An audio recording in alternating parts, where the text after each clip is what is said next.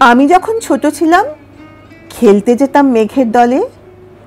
একদিন এক মেঘবালিকা প্রশ্ন করল কৌতূহলে, এই ছেলেটা, নাম কি রে তোর? আমি বললাম, ফুসমন্তর।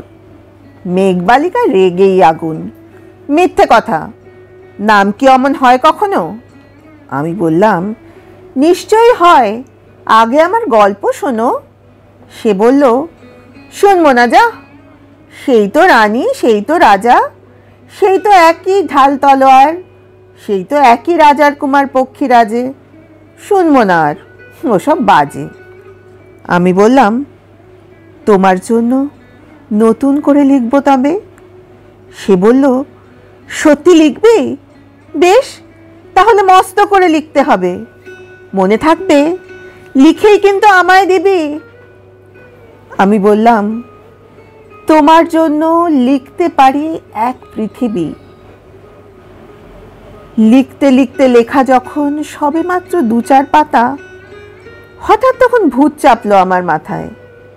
খুঁজতে খুঁজতে চলে গেলাম ছোটবেলার মেঘের মাঠে। গিয়েই দেখি চেনা মুখ তো একটিও নেই এ তল্লাটে। একজনকে মনে হলো ওরই মধ্যে অন্য রকম। এগিয়ে গিয়ে বলি তাকে, তুমি কি সেই মেঘবালিকা? তুমি কি সেই? সে বলেছে, মনে তো নেই, আমারও সব মনে তো নেই। আমি বললাম, তুমি আমায় লেখার কথা বলেছিলে। সে বলল, সঙ্গে আছে, ভাসিয়ে দাও গায়ের ছিলে। আর হ্যাঁ শোনো, এখন আমি মেঘ নই আর, সবাই এখন বৃষ্টি বলে ডাকে আমায়।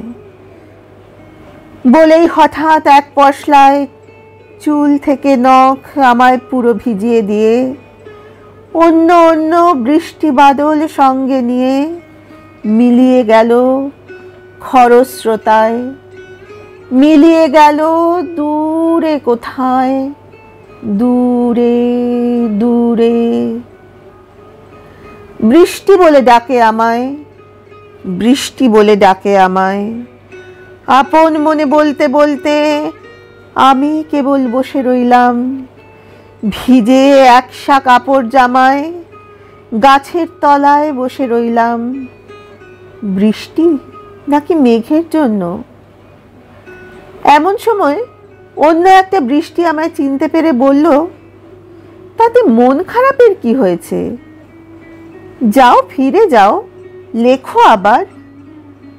এখন পুরো বর্ষা চলছে, তাই আমরা সবাই এখন নানান দেশে ভীষণ ব্যস্ত।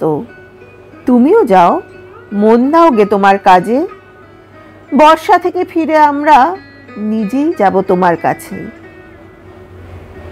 এক পৃথিবী লিখব আমি, এক পৃথিবী লিখব বলে ঘর ছেড়ে সেই বেরিয়ে গেলাম।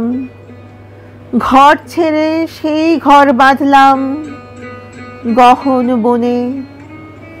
সঙ্গী শুধু কাগজ কলম, একাই থাকবো, একাই দুটো ফুটিয়ে খাবো। 2-1 মুঠো ধুলোবালি যখন যারা আসবে মনে, তাদের লিখব, লিখেই যাব।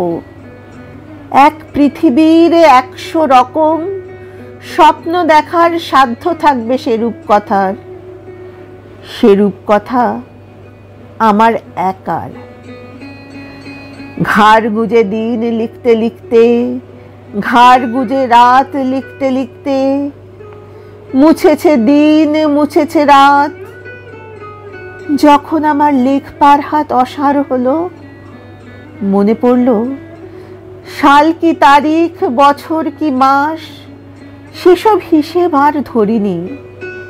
লেখার দিকে তাকিয়ে দেখি এক পৃথিবী লিখব বলে একটা খাতাও শেষ করিনি। সঙ্গে সঙ্গে ঝমঝমিয়ে বৃষ্টি এলো খাতার ওপর, আজীবনের লেখার ওপর। বৃষ্টি এলো এই অরণ্যে।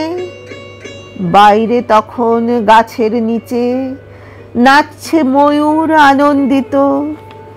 এ গাছ ও গাছ উড়ছে পাখি, বলছে পাখি এই অরণ্যে কবির জন্য আমরা থাকি।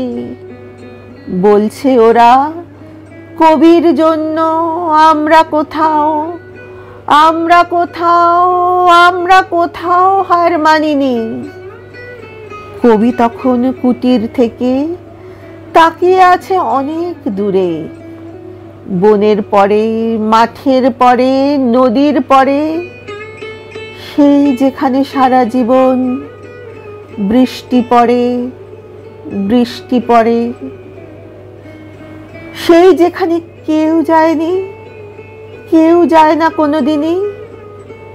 আজ সে কবি দেখতে পাচ্ছে সেই দেশে, সেই ঝর্ণা তলায় এদিক ওদিক ছুটে বেড়ায় সোনায় মোরা মেঘ হরিণী, কিশোর বেলার সেই হরিণী।